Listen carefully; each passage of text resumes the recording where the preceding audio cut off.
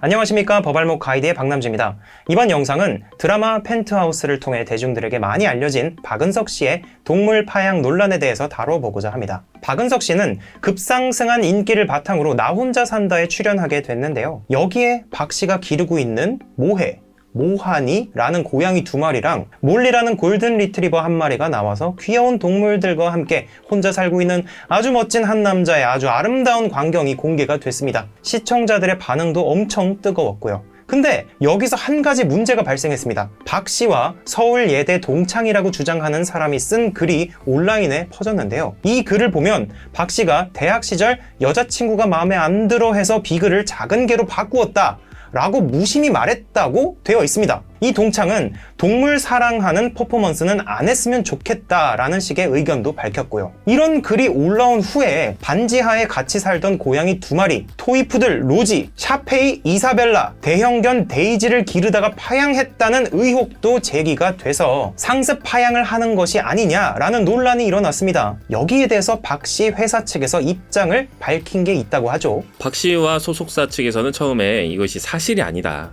사실 무근이다, 그렇게 입장을 밝힌 바 있습니다. 이 푸들 같은 경우에는 원래 할머니 댁에 살 때 기르던 강아지였다, 이렇게 이야기를 했고, 그 외에 이제 혼자 살게 되면서 대형견이죠, 잉글리시 쉿독인가요? 그 강아지하고 고양이 2마리를 기르게 됐었는데 키울 수 있는 사정이 여의치가 않아서 지인들에게 보내서 키우게 했다, 그 지인들이 잘 키우는 것을 확인했다 라고 이렇게 밝혔죠. 근데 여기에 대해서 다시 또 의혹을 제기했던 A씨가 무슨 소리냐, 내가 말한 게 사실이다, 다시 한번 반박을 했고, 여기에 대해서 또 다시 박 씨의 오랜 지인이다 라고 밝힌 B씨가 내가 아는 박 씨는 절대 그럴 사람이 아니다. 유기견에 대한 소식, 이것들을 발견하게 되면 리트윗을 해서 많은 사람들이 보도록 하고, 굉장히 그 동물에 대한 사랑이 남다른 친구다, 이런 식으로 이제 옹호를 하기도 했습니다. 이렇게 공방이 오가다가 파양을 한 건 사실이니까 어떤 이유가 되었건 그것은 잘못한 게 맞다라고 사과의 입장을 밝혔습니다. 파양 시 어떻게 법적으로 문제가 되는지 좀 말씀 부탁드립니다. 유기의 경우에는 동물보호법에서 아예 금지 행위로 규정을 해놓고 있습니다. 이제 앞으로 2월 12일부터는 300만 원 이하의 벌금에 처하도록 개정이 되었습니다. 네. 반면에 이제 파양 같은 경우는 우리가 생각할 때 이 파양도 많은 문제를 야기할 수 있다라고 생각은 되지만 동물보호법상으로 처벌하거나 그런 조항은 현재 마련되어 있지가 않습니다. 박 씨를 보고 상습 파양을 하는 사람이다 라고 얘기가 나오는데, 상습이든 상습이 아니든 간에 파양을 법적으로 처벌할 수 있는 그런 근거는 아직 마련되어 있지 않다라는 것이네요. 그렇죠. 파양 자체를 처벌하는 건 사실 좀 무리가 있을 수 있어요. 입양을 할 때는 내가 잘 키울 수 있어 라고 입양을 했지만 네. 어떤 경제적인 어려움이 닥쳐온다든지, 아니면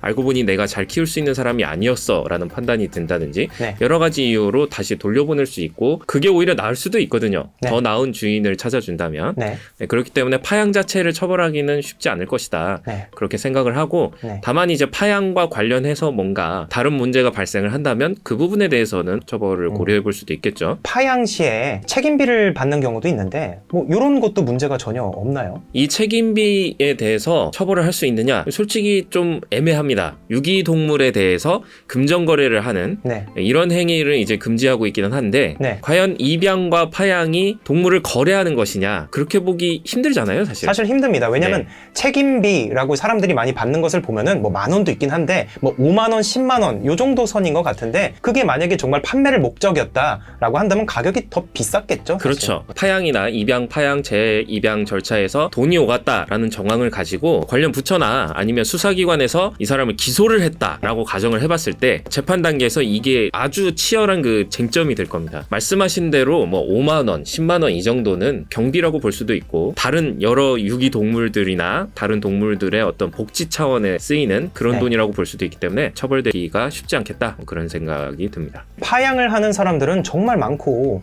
그들에게도 다 이유는 있습니다. 그냥 키우다 보니까 얘가 뭐 이렇게 오줌똥 막 잘못 가리고 막 늙고 막 피부병 생기고 그래서 짜증나서 버렸어요, 이렇게 이유를 대는 사람은 공개적으로는 존재할 수 없을 것입니다. 그리고 저도 자신이 제대로 행복하게 동물을 키우지 못하는 상황이라면 파양시키는 것이 맞다고 생각합니다. 계속해서 그 반려동물이 잘 키울 수 없는 집에서 고통받는 것보단 나으니까요. 그리고 유기보단 나으니까요. 하지만 많은 생명을 입양했던 것에 대한 책임을 다하지 못했다는 것은 박 씨의 잘못이죠. 회사 사정이 어떻든 간에 처음부터 모든 것을 고려한 채로 입양을 결정해야 했다고 있다고 생각을 합니다. 이렇게 책임 없는 모습이 대중들에게 공개되고 퍼져서 이쁘면 입양하고 병들거나 늙고 말썽 피고 짖고 이러면 파양시키고 또 다른 귀여운 애를 또 데려오는 식의 생명경시 풍조로 이어진다면 사회적으로 정말 큰 문제가 아닐 수 없습니다. 신 변호사님께서는 이렇게 파양을 반복적으로 하는 사람에 대해서 어떻게 생각하십니까? 말씀하신 것처럼 반복적인 파양이 이루어지는 경우는 사실 문제가 있다고 볼 수밖에 없죠. 네. 왜냐하면 이미 내가 파양을 할 수밖에 없는 사람이라는 걸 알면서 그 다음 동물을 입양을 하는 거니까. 그렇죠. 그건 정말 비난받을 만하죠. 네. 파양을 하면 사람도 입양 갔던 친구가 파양을 당하게 되면 상처를 입는다고 하는데 네. 동물들도 상처를 입는다고 하더라고요. 그렇군요. 네, 너무 잦은 파양을 겪으면 이 동물이 병에 걸려서 막 과체중이라던가 우울증 같은 것에 시달리고 뭐 이럴 수 있다고 합니다. 그런 걸 보면 애초에 말씀하신 것처럼 입양 단계에서부터 좀 신중하게 입양을 진행해야겠다. 네. 그렇게 생각을 합니다.